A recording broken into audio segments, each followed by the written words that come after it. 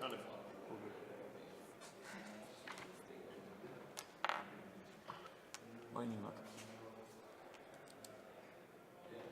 Hello. Hello.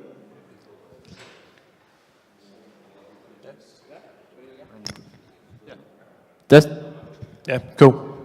Hi everyone. Thanks it's good to be here, even with the fire alarm and a bit of messed up the scheduling. But hi, my name's Hugh Karp. I'm the founder of Nexus Mutual. We're building a decentralized alternative to insurance. The idea being that people pool their funds together into a DAO, and then they can cover risk that they all face. And the first product that we're going to launch with is smart contract cover. So the idea being that you can cover risks or bugs in smart contract code, so the DAO hack or parity multi-sig wallet issues, those types of things. But I'm not really here to talk about what we're doing. And necessarily, what I am going to talk about is what we've learnt through the process of trying to build a DAO which is linked to a legal entity, and hopefully can tell you about what we've learnt, what we've come across, some of the pitfalls, and some of the reasons why this structure is can be quite useful. So I'm going to quickly start with a big disclaimer. I'm not a lawyer, I'm a business person. This isn't legal advice, but it's what we've learnt, and hopefully others can find it useful. Bit of a technical issue with the slides, so apologies for the scrolling. I'll start with a story. So there's this rugby club about 10 miles out of London in Essex, and it's just a normal kind of sports club where people pool their money together, and it pays for ground fees and the canteen and all the normal stuff. And in about 2010, the rugby club needed to get some work done to fix its stadium, etc. And they contracted some people to build it, and the costs overran by about £150,000. And then the club couldn't afford to pay it, and then the builders took them to court. And what was the interesting part about this is that they took the president of the club to court personally. And the president, Mr. Davies, was found liable personally and had to pay the £150,000 and very nearly went bankrupt himself. So the point here is that the club didn't incorporate itself or anything. It just was a group of people coming together to do something shared together. And because of that, the law in the UK and various other jurisdictions treats this as an unincorporated association, so it ascribes something to it. And on that basis, there's unlimited liability on an individual basis for participating in this membership. So you pay your membership to your sports club, but you're taking on a whole lot of personal risk. So if you want to look at the details, you can have a look at that particular judgment there. That kind of just describes what I went through. So that's kind of a pretty key issue, and it's actually a pretty big problem with DAOs in general. So members of a DAO are joint and severally liable for the actions of the DAO, which means any particular member of the DAO could be personally liable for any action it takes on an unlimited basis. There are multiple reasons why that might not actually happen, but there is that potential risk there. The point is, you could be sued for the entire loss of other people doing stuff. Say you were just voting on a proposal. It's not a particularly good position to be in. It may be quite unlikely. There are things you can do to restrict it. For example, if you basically go full on dark mode, then no one's able to actually track who you are, and so therefore you've got some level of protection against it. That's one potential thing. You could incorporate yourself, so you have limited liability yourself before you interact, but that's not necessarily easy for a lot of people to do. So it's a problem in my opinion, for increasing adoption. The other problem with DAOs is because they don't actually have a legal personality, it can often be quite hard to do basic stuff like get a bank account, pay invoices, enter into contracts, just do normal business stuff. I want everything to be decentralized and fully on-chain as much as the next person, but we're not quite there yet. So it's often beneficial to be able to interact with the non-blockchain world. So that if you don't have that legal personality, you have a lot of restrictions, which you can work around, but it's often difficult.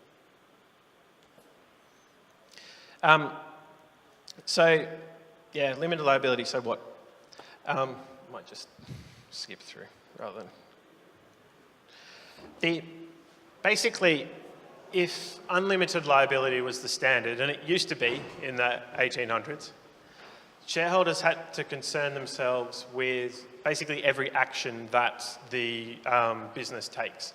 And so that meant that you only ever became a shareholder of a company and funded a company if you could trust those individuals and you knew them personally and you were quite okay with what they were doing and you were kind of involved in the decision making to some extent. The point is that individuals are willing to take more risk of business failure if their exposure is limited to their actual investment. That's just kind of common knowledge. That's kind of how we'd be operating. And so at the crux of it, limited liability encourages investment that would not otherwise occur. And so it's something that is a big driver of economic growth since the 1800s. And so I guess what I'm saying is it's pretty important in my perspective. So if we're going to give it up, we shouldn't do it lightly.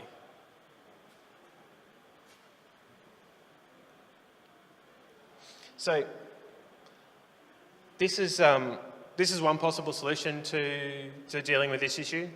It's what we've done at Nexus Mutual. So in the UK, there's what's called a company limited by guarantee. So rather than being limited by shares, which is what you would normally have a company for. So these companies are used quite extensively for charitable organisations, cooperatives, mutuals, those types of things. Some big companies, Bupa, Network Rail, a whole bunch of clubs and membership organisations and those types of things. Oxfam is also one. So the crux of it is, instead of being having limited liability on a share basis, you have a limited liability on a per member basis, and you can ascribe what that value is. And so you can just set it to a nominal value of like £1. And so if the whole thing goes bust, then each member only has to throw in another £1. So you're kind of basically back to the same position as a regular equity-based company. The other thing is, because it's a membership organisation, it doesn't legally have any equity. That means if you were to tokenise membership rights, then they aren't necessarily securities. They could still be securities based on their nature, but they don't have to be. They don't start from you're tokenising shares, so therefore it's a security. It actually is a way of having a token that isn't necessarily a security. The other thing you need to do is you need to link the legal documents of the company, so the articles of association, you need to link that to the smart contract code, and that can be done. Essentially what you can ascribe that the operations of the company are according to this code.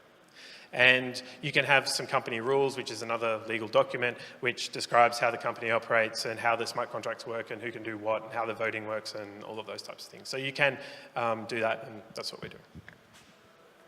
So the benefits that it gives you, it gets you back to that limited liability per member. It has a legal personality. You can get a bank account. Anyone in the world can join a UK company via the Corporations Act in the UK.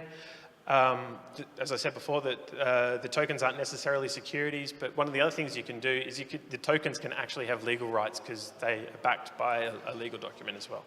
So this potential hybrid approach does have some benefits. So just just drawing it up as a bit of a picture, you got the regular company on the one side. You essentially have the legal entity being the kind of company and the shareholders, etc., and then the customers are outside that legal entity. The DAO is just a group of people interacting with each other, and then this legally linked DAO in the middle is essentially people interacting with each other, but they're all within the company. And they're all members of that membership organisation, and they can only interact once they become a member first. And you also have to ascribe board members because you have to have a board as a company. So that's one of the things I'll talk about in a second. So, yeah, boo, it's not decentralized. So there are trade-offs that this involves, and the overall usefulness definitely depends on what you're trying to do and what you want to trade off and what's most important. As I said before, limited liability is pretty important in my mind, so maybe worth trading off some things, but others may take a different position based on what they're trying to do, and that's fine. So some of the trade-offs, you have to have a board, but you can actually limit their power quite substantially. So a board usually has pretty broad rights to kind of do whatever they want to do.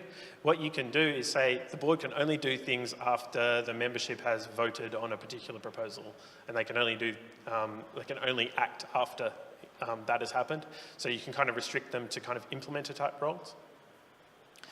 KYC, you don't need to do KYC under this model. If you want a bank account, you probably have to. This is not a legal requirement. This is just basically the bank saying, I want to know where your funds came from before I give you a bank account. So if you want a bank account under this model, you probably have to do KYC. Privacy, this is another trade-off. Because each of the members of the organisation is essentially a guarantor to the business, that £1, the list of members is publicly available, their names. That's all you have to make publicly available. And a contact address, which you can just kind of set to the company address. So, that's a downside. Governance, there are particular rules, Companies Act, etc. So you have to kind of set up some governance according to those rules, but probably nothing too onerous. It just restricts you on potentially what you want to do and how you want to set it up. So yeah, it's not too decentralized. It is not decentralized, but there are trade-offs there. So as a bit of an example on the board, and this is kind of how we've set it up, is you can have the powers of the board can be like to whitelist the proposals, which a lot of DAOs do anyway. You could have them set the default outcome of the proposal if the quorum isn't met, as an example. You don't have to do that, it's just an example. But they could also act on behalf of the members in the real world. So for example, if a proposal went through to extract some funds from the DAO to then do some work, they could then facilitate that work, etc. Then you can put some controls in place, and you could say, for example, that any of the board members can be overthrown at any point by a member vote that the board can't stop. So they have essentially a control there to regain control of the whole thing if one of the board members does something wrong or that they don't agree with, and the code of the mutual could only be changed, or the code of the organisation could only be changed via a member vote as well. So you can put all these restrictions in place that mean the board is very, very controlled or restricted in what it can do. So more broadly, stepping back a little bit, cooperatives aren't really a new thing, and this structure is used for a lot of cooperatives. The Rochdale Society of Equitable Pioneers, outside of Manchester, it was one of the first cooperatives to pay what was called a patronage dividend, which basically means it's a little shop, and the people who frequented the shop got a dividend, basically, of the earnings, and that's kind of where cooperative principles started and began. And if you actually look at these, I encourage you to look these up, just on Wikipedia really, but they began in 1844, and if you go through each of those principles, they're very similar to what a lot of DAOs are trying to do. First, voluntary and open membership, that's kind of our permissionless thing. Democratic member control, so we have members voting on how the cooperative works. The members are participating on an economic basis. They're getting something out of it. the whole entity can act on its own. It's autonomous and independent. And then there's some stuff around education, cooperation among cooperatives and community and things. But those first four in particular are very similar to a lot of the principles that many, many DAOs kind of aspire to. So then, if a DAO is a lot like a cooperative in a lot of sense, then you can start looking for legal frameworks around the world that cooperatives use. And look, I haven't looked into any of these other ones in any real detail, and I'm sure there are different types of trade-offs that exist for those types of organisations, but I'm sure that some of them or several of them will work in a similar way and have similar trade-offs and might be quite useful to DAOs based in different jurisdictions. I guess what I can say is the UK one works. We're doing it. We picked the UK for other particular reasons to what we're doing specifically, but that structure does work for a legally linked DAO.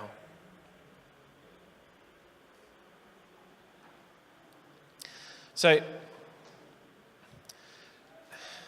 one of the problems is that with DAOs in general is, and this is kind of a quote from Stephen Paley, he said that DAOs are technologically very forward, but legally very backwards. And so what I'm trying to do here and what we're trying to do is combine the good stuff from the old principles, terminology, stuff that's been done before. We don't have to reinvent absolutely everything.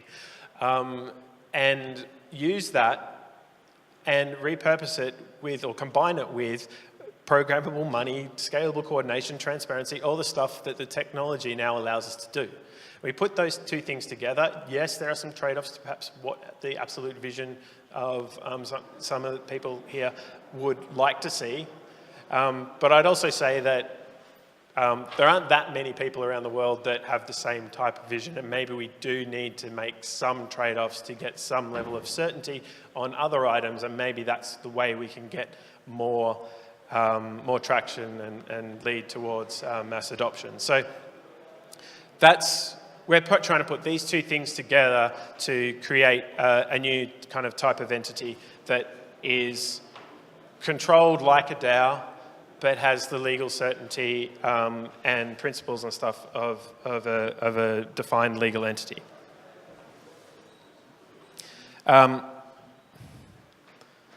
Yeah, I've used legally linked DAOs throughout this entire presentation. I actually hate the term, but it kind of described exactly what we were trying to do. What I would actually call them, because no one in hell knows what a DAO is outside of these conferences, is call them a digital cooperative. That's perhaps not exactly what it is on a technical basis some of the time, but whenever I start describing a DAO to someone that doesn't know this world, they get lost and they glaze over and all the rest of it. And I've started using the term digital cooperative, and we just move on to the next thing very, very quickly, because it may not be exactly what it is technically in some instances, but they get it and it's clear, and there's a lot of benefits to making that happen and getting mass adoption. Because if people need to get over these complex concepts very quickly, and well, they're not going to go into the details, so we need to kind of give that high-level description. And I think that's a pretty accurate high-level description of what we're trying to do here. So yeah, that's really it. We're doing this. We're connecting the old and the new worlds. But we've also got this framework that's actually can be generalized. We've just got specific rules about how our DAO operates and what it does, and connected them to the legal documents. But we've done a whole lot of legal work here that is hopefully valuable to the community more broadly.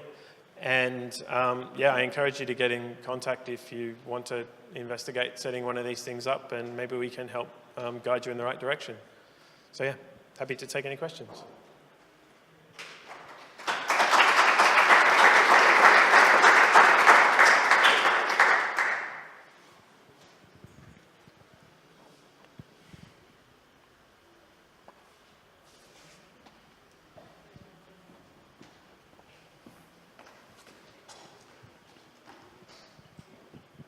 Hi.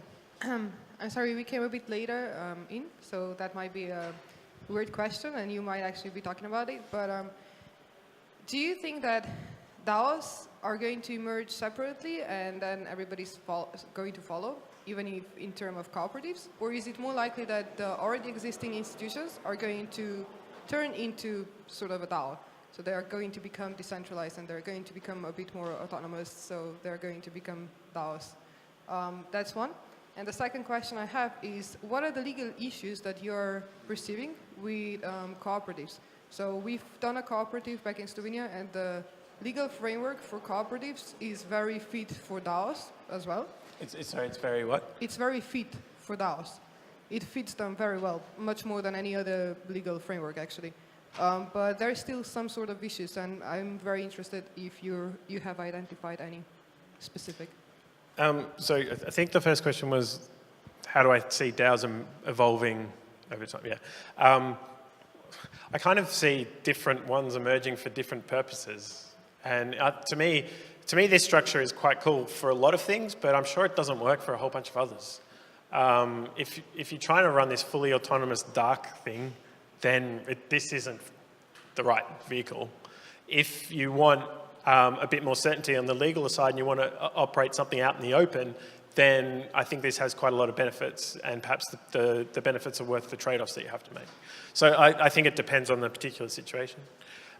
In terms of the restrictions for cooperatives, from what I've seen, the cooperative model actually fits really neatly, and I haven't seen any major trade-offs that you have to make. I guess one of the biggest ones is potentially cooperatives have a problem raising money because they don't have any equity, and therefore they can't go to capital markets and or VCs to sell equity, right? So that's one of they can't grow very easily. That's one of the biggest kind of historical problems with cooperatives, and that's one of the reasons they often turn into shareholder companies, and or they demutualize or just turn into a regular company. So that's happened a lot. It means the cooperatives stay this dinky little community model, and they don't kind of grow out of it. And that's one of the things we're doing at Nexus actually, is because we tokenize the membership rights, you actually can not legally change the funding, but you add in flexibility to the funding model and allow it to scale up. So I don't think that's necessarily a legal issue. It's just the technology allows you to kind of get past that legal issue, actually.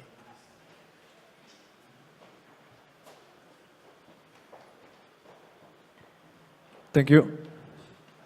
Oh, just a small comment, not a question. I really like the digital cooperative term. It's really much better than DAO. So congrats on this. Thank you.